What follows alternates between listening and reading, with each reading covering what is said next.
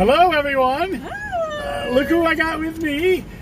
Today is Tuesday, July 21st, right? Something like that. Something like that. And welcome to Commissioner in the Car. I'm Dustin Zarni. I'm the Democratic Elections Commissioner for Onondaga County, and I got with me a special guest today for our new segment. Julie, you want to play the music for the new segment? This is the Office segment, so it's only appropriate.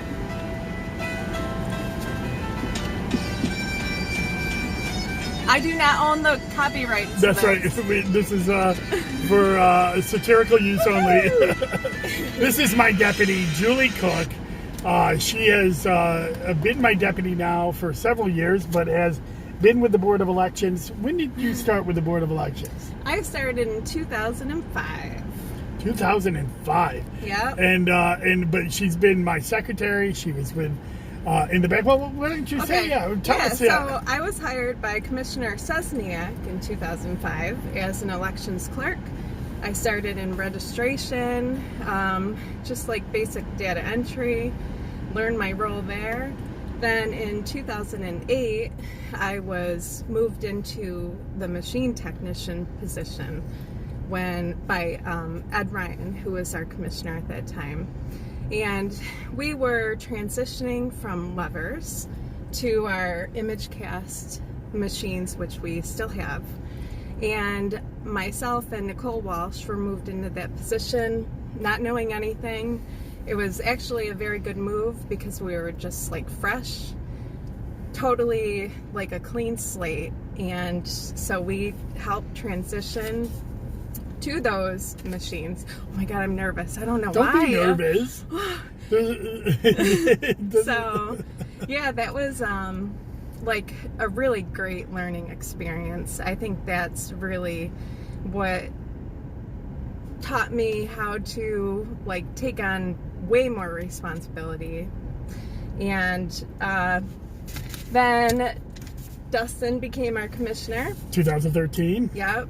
And his secretary retired in 2014, and that's when I was moved into that role, which I appreciated. It was a great learning experience. I got my hands into petitions and all those different processes. And you came on board as secretary when I was rising in the state organization. Yes. So Yep. Julie helped me set up a lot of my first initial meetings with lawmakers regarding election reforms, and so your help with that was invaluable because Thank you. I used to go to Albany when we used to be able to travel places probably 3-4 times a year to do lobby sessions and meet with lawmakers, and Julie helped set up all those meetings. That was like a major learning experience for both yourself and me. I've never been involved in anything like that, and now Dustin's a great asset to our caucus and to our New York State Elections Commission Association. Like, New York State's lucky to have him. I didn't even pay her to say any of that, but she's probably going to get lunch. So, and then in 2017, Yep. was it?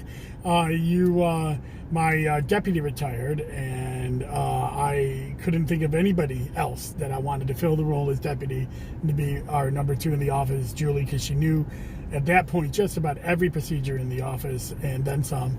And so you became my deputy. Yeah, yep. And I learn something new every day, I tell you. But we have a great team. My sorry, my phone's ringing there. The other deputy in the office, Candace Clemens, Yes. her and I work great together, and I think that's what's so successful about Onondaga County Board of Elections is the staff just works really good together, and we complement each other. We each have our strengths and our weaknesses, but we even ourselves out. So this is the first in a series that I wanted to do over the summer to meet the office staff, because this Board of Elections, the stuff that we get a lot of praise around the state in Onondaga County, and any of it wouldn't be possible if it wasn't for the staff putting all of these things into place. So Julie, you are our deputy. What does being a deputy involve at the Onondaga County Board of Elections? Or should I say, what doesn't it? Yeah. Because there's... Yeah, I mean, really, in our office, the deputy pretty much oversees all the processes that are going on, making sure that the staff is completing everything that they need to do. Everything's running smooth. We do a lot of proofing. We're like editors in a way. That's right. And My editor, yeah. mostly. Yeah, have you seen Dustin text? Yeah. I mean, it's similar when he's writing. Yeah, just I'm your second in command, and I'll step up like if you're not in a day, and I can take in some filings and stuff. I do get nervous because that's like very important process, but you're incredible at it. You know just as much as I do on a lot of these election processes, and you're a great compliment, because I kind of think of myself as more of a big picture guy, and trying to put new stuff into place, all the new reforms that are come in, and you always come in and say, okay, that's great, Dustin, but this is how we really have to do it, and then we figure it out.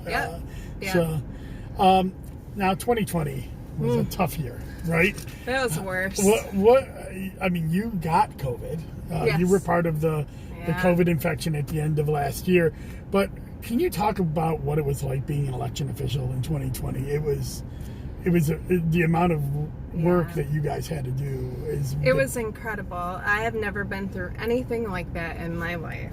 I think it's just as things were changing so rapidly, I think that's what the challenge was, because we can complete anything and work ourselves into new processes, but the time frame that we had to do it was just so short, and it was a challenge, and it was really a blur of a year. Yeah.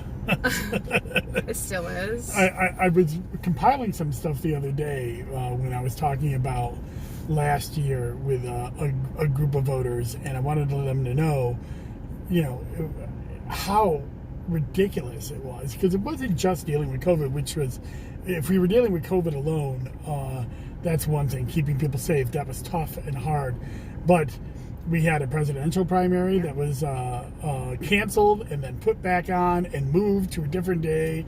We had expanded use of absentees, more early voting than ever before, and also just higher voter turnout and registration than ever before, all trying to do that with some of the time being from home and some of the time trying to find a way to make it in the office, and then we had, at the end of it, then we had the big fight over the absentee balloting that went to court that took weeks and weeks after the election, and you were there in the midst of that and helping us get through. I don't even know. It was just, I mean, I give us great credit through everything.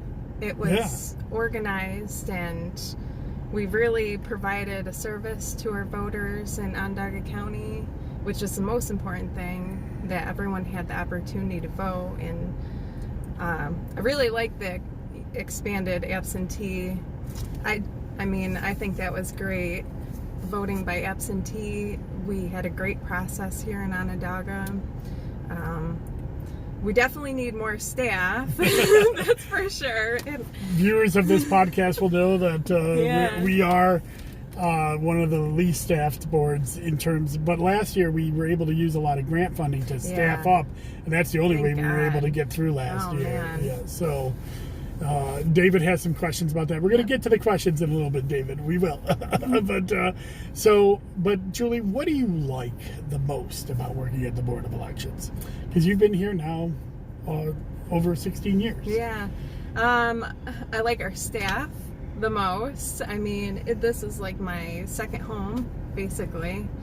I like that I learn something new all the time, and that it's just not stagnant here. Our processes change all the time, which is a good challenge, keeps us on our toes. I like my job a lot. I'm very thankful for my job. I'm thankful for Dustin to be our commissioner, the transparency that he's brought to our board, and the openness that he shares is awesome. And I think it's I'm thankful that I'm in Onondaga County. I'm thankful to have you here. Judy asked, this is relevant, Judy asked how many staff do we have on hand. We have 16 full-time staff, including the commissioners, but we have 307,000 registered voters. So that works out to about one full-time staffer for every 22,000 registered voters, and statewide it's one full-time staffer for every 9,000 registered voters. So when I say the staff here at Onondaga County Board of Elections are heroes, I mean that, and I mean that on both sides of the aisle. They're always working extra hours to try to get stuff done, so that all the voters that are able and want to be able to vote are processed right and vote and ready to go for every election. And people don't know how much goes into every election. That's what I'm kind of hoping this series will kind of talk about, is how much work these people do behind the scenes to make sure your vote is transparent and accurate. So what are you looking forward to in the next year or two? Is there anything you're looking forward to? Oh man! I mean, you know that New York law is changing on several different standpoints. We're going to have expanded early voting and absentee balloting, counting before election day. These are big changes happening our way. Is there anything you're either looking forward to or you wish New York State would do to make it a little bit better for boards of elections? Oh God, that's a tough question. I know, I didn't tell her that one ahead of time. You're putting me on the spot. Putting here. her on the spot. Yeah. Gosh, I don't know. Boy, I'm blanking on this one. That's okay. I mean, honestly, I feel like the direction that our legislators are moving us in has been the right direction. New York State legislators. New York State legislators. Yeah. I just feel like elections are moving forward in New York State. I've never seen so much change, and honestly, I can't really pinpoint one thing or the other. I'm just excited that things are changing. Yeah. Well, we got some questions in the chat from David and a few others. So David asked, can we discuss the election bill signed by Governor Cuomo? Yeah, I touched on that in my Sunday pod, but Governor Cuomo signed several pieces of legislation that mostly will affect next year's elections. So if you're a primary candidate and you lose a regular primary election, you can get off the ballot now. So that is something that came up in New York 24 with Kako versus Balter, when Steve Williams was on there, and because of a technicality he couldn't get off because he was nominated for Supreme Court and there was an issue there. And so no longer do we have to have these fake candidates. People can get off if they lose the primary, and only the people who want to be running for office will be on the ballot for the general election. That's important. Absentee ballots now have a 2-week window, and I believe that is effective immediately. So this general election, it will be a 15 days from the time of the general election for you to mail in an absentee ballot application or apply via the portal. So that is effective immediately. That conforms with U.S. mail guidelines, and it really kind of makes sure the boards of elections aren't set up for failure. You can still apply in person or early vote after that 15-day window, so there's still other options.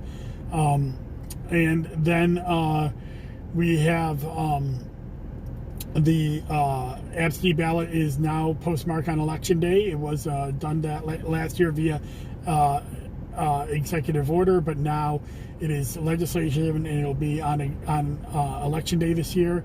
The electronic portal will be up and permanent as of this year.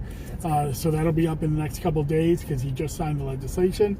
That was a huge bonus for the general election. We processed 60,000 absentee ballot applications, and 90% of them came through the portal. It's a great way to apply. Right. It really is. And it's easier for the staff to get it done, too, with that many coming through. Yep. And I'm sure I'm missing... Oh, we have to do notifications for old... we have to do notifications for old polling places. We've had to do that already, but this has made it even more like that. It has to be bright yellow signs and stuff like that.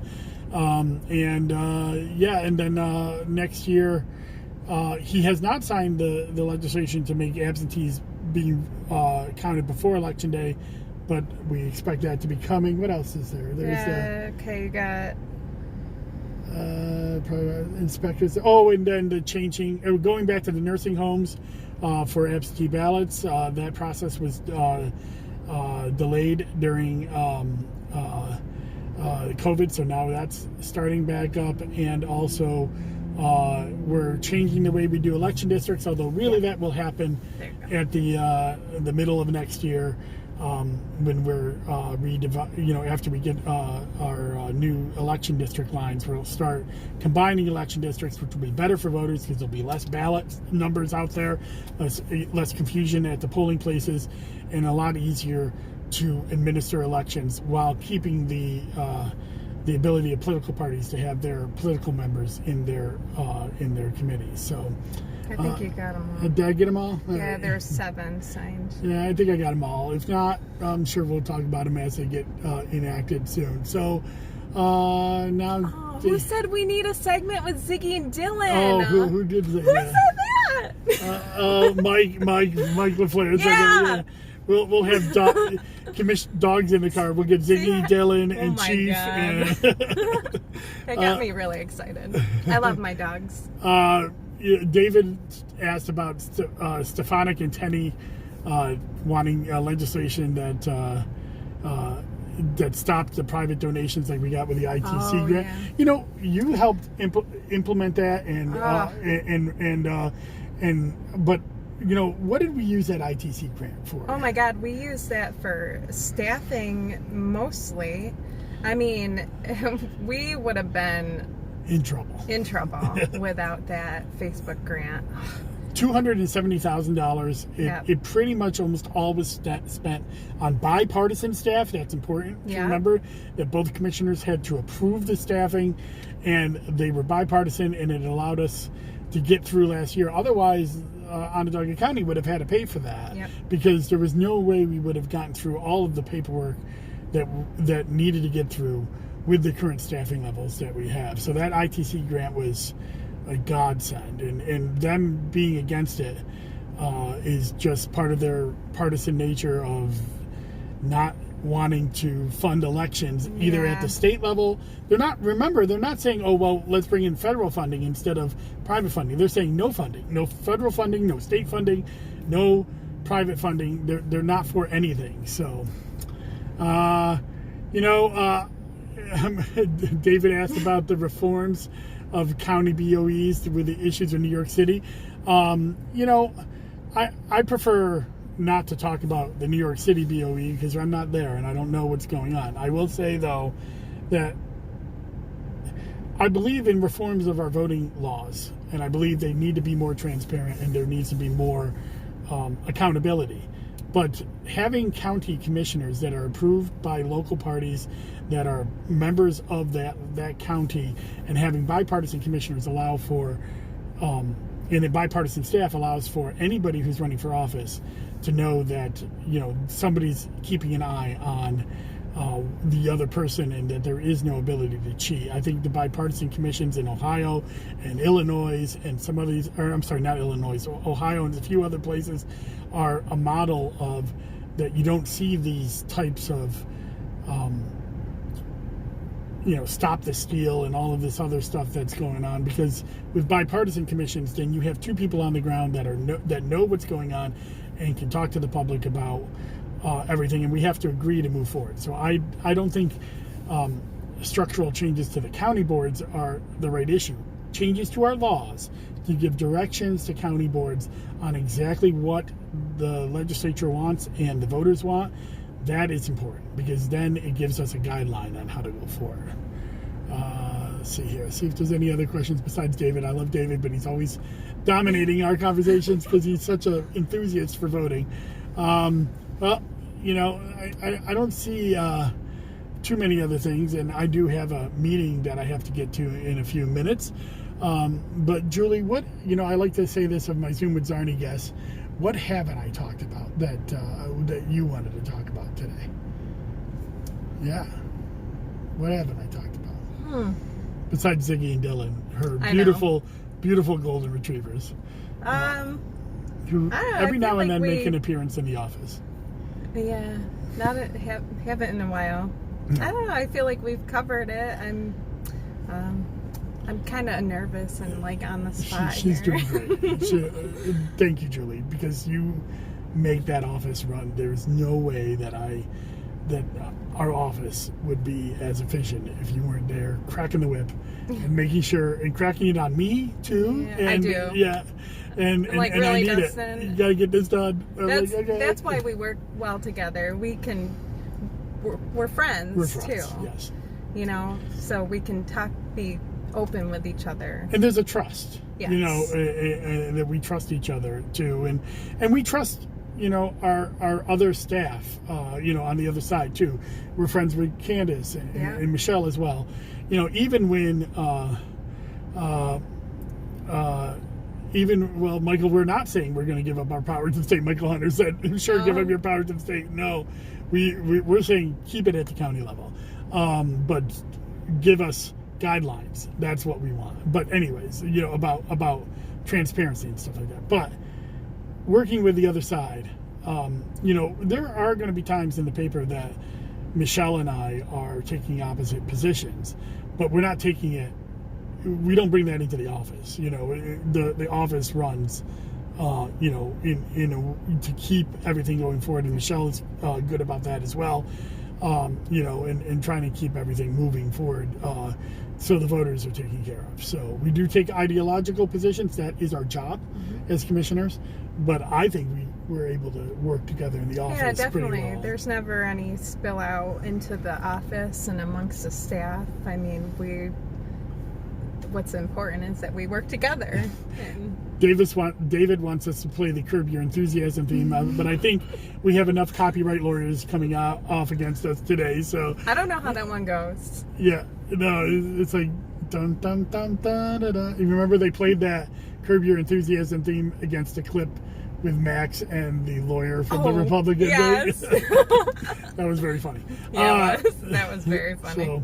But thank you for Max. getting us through last year. And, absolutely. Thank you. She got COVID at the end of it. I cried in the corner when we got shut down. Yeah, we got shut down. She cried on the corner. But you know what? There was another time where, remember when the generator went out that year too? Oh my god! And we were we set up a little table at the at the front. Oh no, it's a power pole, right? Our pole was on fire, and the generator hadn't come. This pole is on fire. Yeah, we had a electric fire at our main power pole during a filing deadline for the general election. So we were out at the corner because they couldn't get into the parking lot, so we had to set up a table at the corner so people could drop off absentee ballots. That was part of it last year too. Yeah, that shit was so crazy. Yeah. Well, luckily none of us everybody recovered. Yes. And we had, so that was important. But we're getting ready for the general election. Yep. This week on Zoom with Zarni, I will have Councilor at Large candidates, Amir Gathers and Rashida Caldwell, and that'll be airing on Friday. I have up my Wonky Wednesday on County Ledge District 2 that went up last Saturday. It's on my Tumblr blog. It's on my Facebook post. You can see it. And tomorrow I will have, I hope tomorrow, I always run a little late on these, so it'll be tomorrow or sometime this week, another Wonky Wednesday on County Ledge District 3. That's, and then starting in August, I'll probably have 2 Zoom with Zarnies a week because there's so many candidates running for office. I'm trying to get them all, all the Democrats on so you can see them. So thank you, Julie. Thank you. And, hold on, we gotta end this. Oh, we got an ending sign. We got bad rhythm. If you want an absentee ballot or voter registration, go to onvote.net. Bye-bye. Bye.